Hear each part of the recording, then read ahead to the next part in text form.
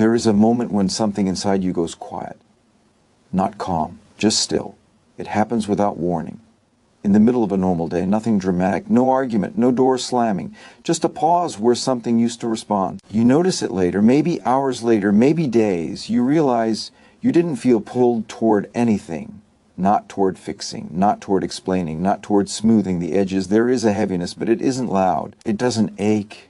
It settles. People often mistake that stillness for peace. They're wrong. Peace has warmth in it. This has distance. You still show up. You still listen. You still nod, but something deeper has stepped back. There's a faint sense of watching yourself from behind glass. You're present, but not involved. Attentive, but unreachable. And no one notices at first. They're used to your presence being generous. They've learned the rhythm of your concern. The way you lean in. The way you soften rooms without trying. So when that disappears, it doesn't register as loss. It registers as space. And space can feel comfortable to people who take more than they give. They might even feel relieved. You're quieter now. Easier.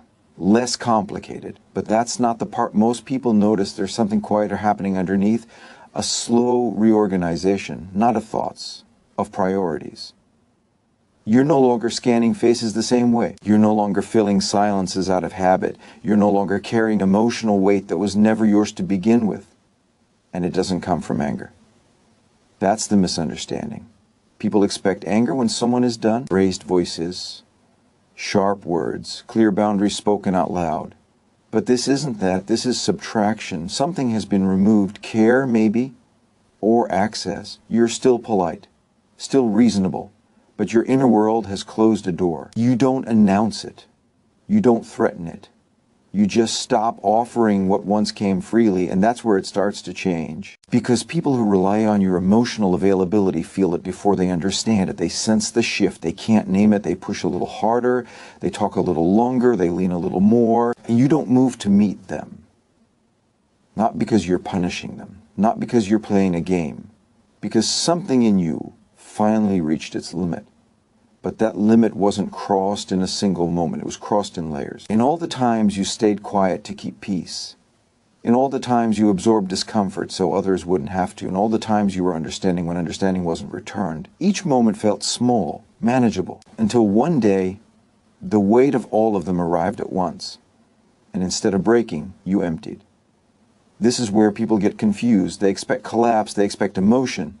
What they get is absence. You're still there, but not reachable in the same way. You stop explaining yourself. You stop offering context. You stop giving people the emotional map to navigate you, not out of spite, out of clarity. But that clarity isn't sharp, it's quiet. And quiet can be unsettling, especially to people who thrive on reaction. They try to provoke something, warmth, defensiveness, even sadness. Anything that proves they still matter the same way, you don't give it. Not because you're stronger now, not because you've hardened, but because something inside you finally learned the cost. This isn't empowerment. It doesn't feel triumphant.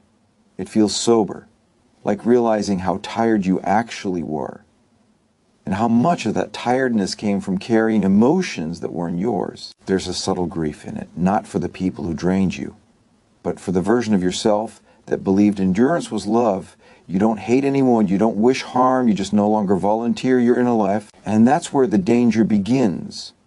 Not the loud kind, not the obvious kind, the kind that comes from no longer being emotional, predictable. Because some people depend on predictability. They depend on knowing how to pull you back in, what buttons to press, what guilt to invoke. They rely on your empathy to soften their impact. When that empathy withdraws, even quietly, their influence weakens. And they feel it as a loss of control. They may accuse you of being cold, different, changed. They may say you've become distant. But that's not the truth. The truth is you stopped overreaching. You stopped bending toward people who never bent back. You stopped translating your pain into language others could digest. You let it stay yours. And only now, after all of this, does the deeper understanding begin to surface. It's not sudden. It arrives slowly. You realize the most powerful thing you ever offered wasn't kindness. It was access.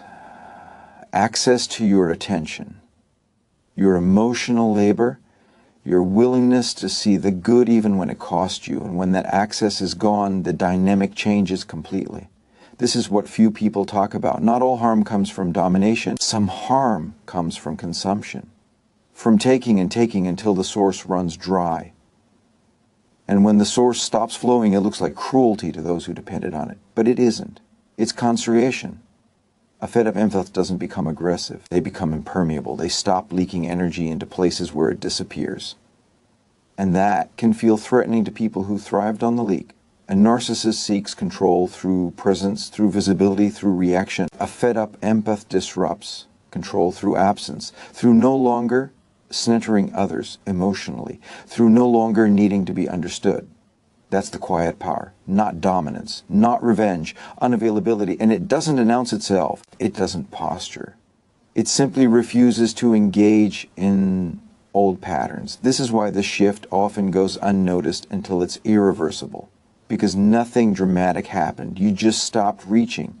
And without your reaching, the imbalance becomes obvious. Some people try to pull you back with nostalgia, with reminders of who you used to be. They don't realize that who you used to be was exhausted. They miss the version of you that absorbed impact without reflecting it. They miss the emotional cushion, but you don't argue, you don't explain, you let their discomfort exist without managing it. That's the line that was crossed, not theirs, yours. And once crossed, there's no urge to go back. Not because you're angry, because you're aware. Awareness doesn't shout, it settles. It changes what you tolerate. It changes what you respond to. It changes how much of yourself you give away without noticing. By the end, there's no triumph, just a quieter life. Less noise, less pull, less internal negotiation. You still feel deeply, but now you choose where that depth goes. And that choice made silently is what makes a fed-up empath so misunderstood. Not dangerous in the way stories tell it. Dangerous in the way gravity is. Unavoidable. Steady. Once it shifts, everything else has to adjust. And you don't need to say a word for that to happen.